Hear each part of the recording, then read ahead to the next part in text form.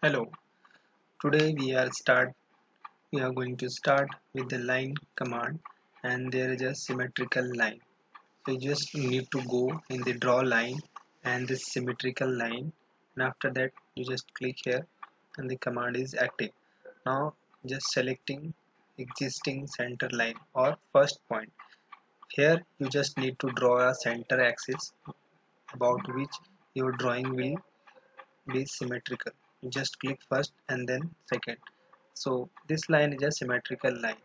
You need to create something like in this or this side, so it will automatically be created in this side or this side also. So let's just check. You can see I have just drawn a line here, and the symmetrical line is drawn in this side. Again, this you can cross this symmetrical line also. So looks how it is beautiful. You can go beyond this symmetrical line.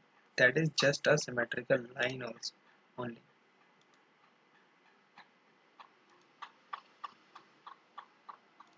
And for that you need to close. Just hit enter, so it is closed.